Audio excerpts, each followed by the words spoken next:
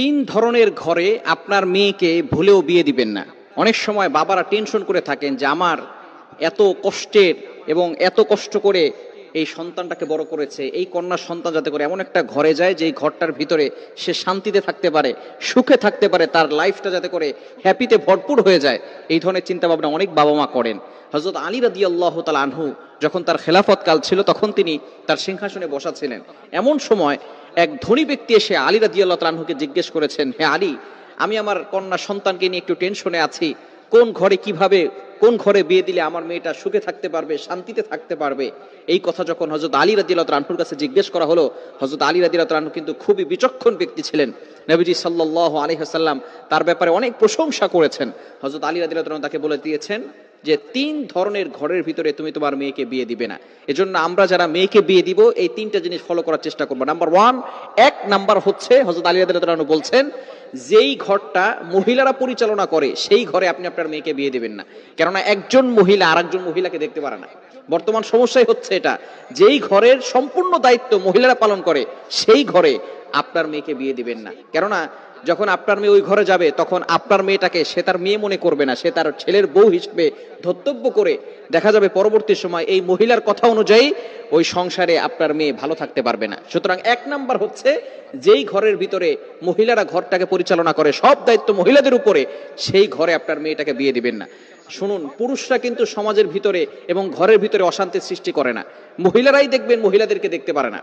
দেখবেন আপনার একজন ভাই আছে, একজন বোন আছে, আপনার মা দেখবেন আপনার ভাইটাকে এবং আপনাকে বেশি মহব্বত করবে, কিন্তু বোনটাকে বেশি একটা মহব্বত করে না। মাছ রান্না করলে মাছের মাথাটা ছেলেটাকে দেয় আর মেয়েটাকে মাছের মাথাটা দিতে চায় না।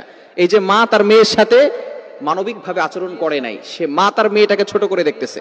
ঠিক তদ্রুপ ভাবে সব ক্ষেত্রেই দেখবেন দাদিরা বিশেষ করে নাতিদেরকে বেশি ভালোবাসে, নাতিদেরকে বেশি ভালোবাসতে চায় না। নারীদেরকে আল্লাহ তাআলা রেসপেক্ট দিয়েছেন, কিন্তু একজন নারী আরেকজন নারীকে দেখলে সহ্য করতে পারে না। যে নিজের ঘরের ভিতরে এই ধরনের বৈষম্য তৈরি করবে, সে অন্য একটা নারী যখন সেই ঘরে আসবে কিভাবে ওই নারীর সাথে ভালো ব্যবহার করবে একটু চিন্তা করে দেখেন। যখনই নারী ঘরের ভিতরে অন্য কোনো নারী ঘরে আসে, ছেলের বউ হিসেবে ঘরে আসে, তখনই ননদের সাথে সমস্যা হয়, শাশুড়ির সাথে সমস্যা হয়। শ্বশুররা কিন্তু বিশেষ করে এই ধরনের সমস্যার ভিতরে জড়ায় না, বিভিন্ন সময় বাহিরে থাকে, এই ধরনের সমস্যা তারা করেও না। এই জন্য অবশ্যই যেই ঘরটা নারীরা পরিচালনা করে সেই ঘরের ভিতরে আপনার মেয়েকে বিয়ে দিবেন না। এটা অবশ্যই যাচাই বাছাই করে তারপরে আপনার মেয়েটাকে বিয়ে দিবেন। দ্বিতীয় নাম্বার, হযরত আলী রাদিয়াল্লাহু তাআলা আনহু বলছেন, যেই ঘরে মহিলাদেরকে রেসপেক্ট করা হয় না, সম্মান দেওয়া হয় না, মর্যাদা দেওয়া হয় না, ওই ঘরে বিয়ে দিবেন না। হযরত আলী রাদিয়াল্লাহু তাআলা এই কথা বলার পরে তিনি ব্যাখ্যা করছেন। প্রথম নম্বরে বলেছেন কি, যেই ঘর মহিলারা পরিচালনা করে। দ্বিতীয় নম্বর বলছে, যেই ঘরের মানুষরা মহিলাদেরকে সম্মান করে না এমন ঘরও বিয়ে দেওয়া যাবে না।